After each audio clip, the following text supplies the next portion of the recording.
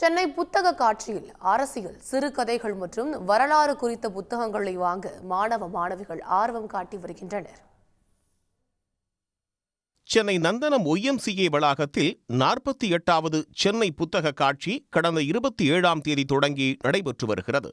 புத்தாண்டு தினமான நேற்று வழக்கத்தை விட அதிக அளவில் புத்தக பிரியர்கள் குவிந்தனர். குறிப்பாக அரசியல், சிறுகதை மற்றும் வரலாறு குறித்த புத்தகங்களையே பலரும் ஆர்வத்தோடு வாங்கிச் சென்றனர்.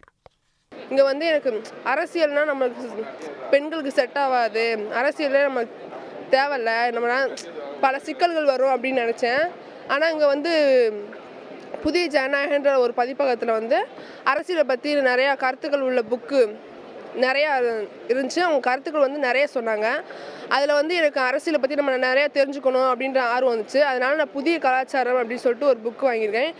ஒவ்வொரு புத்தகத்தையும் நம்ம படிக்கும் போது தான் இன்னைக்கு லைவ்ல என்ன போயிட்டு இருக்கு அப்படின்னா ட்ரெண்டா என்ன இருக்கோ அதுதான் போயிட்டு இருக்கு. பழசுல என்ன நடக்குதோ அது போயிட்டு இருக்குல்ல. தடாகம் மற்றும் நன்சை பதிப்பகம் சார்பில் வெளிவந்துள்ள கோயில் நுழைவு போராட்டம் ஆவணங்களும் கட்டுரைகளும் என்ற புத்தகமும் நல்ல வரவேற்பை பெற்றுள்ளது. இந்த புத்தகத்தில் 1895 நடந்திருக்கிற ஒரு போராட்டத்தை பற்றி இருந்து தொடங்குது இது. ஸோ இந்த நீண்ட நிறைய போராட்டங்கள் இருக்குது. கிட்டத்தட்ட பெரிய பெரிய ஆளுமைகள்லாம் இந்த போராட்டத்தில் பங்கெடுத்திருக்கிறாங்க. மகாத்மா காந்தி இருக்கிறாங்க, பெரியார் இருக்கிறாரு, அம்பேத்கர் இருக்கிறாரு. ஸோ இது மாதிரி நிறைய பேர் இந்த போராட்டத்தை முன்னின்று நடத்தி இருக்கிறாங்க. இது எல்லாமே தனித்தனி இதழ்களாக தனித்தனி இடத்துல தனித்தனியாக இருந்ததை ஒன்றா தொகுத்து ஒரு புத்தகமாக கொண்டு வந்தோம். கிட்டத்தட்ட ஒரு 2 வருஷம் இதுக்காக ஒர்க் பண்ணியிருக்கிறோம். இந்த தொகுப்பு நூலில் என்னுடைய கட்டுரை ஒன்றும் இருக்குது. கிறிஸ்தவத்தில் ஜாதி அப்படிங்கிற ஒரு நூலை நான் எழுதியிருக்கிறேன். சாதி எவ்வளவு கேவலமான ஒரு விஷயமா இருக்குது அப்படின்னா, இந்து அப்படிங்கிற ஒரு மதத்தை தாண்டி இந்த மண்ணில் அதோடைய வேர்கள் மிக ஆழமாக பரவி இருக்குது அப்படின்னு நம்ம பார்க்குறோம்.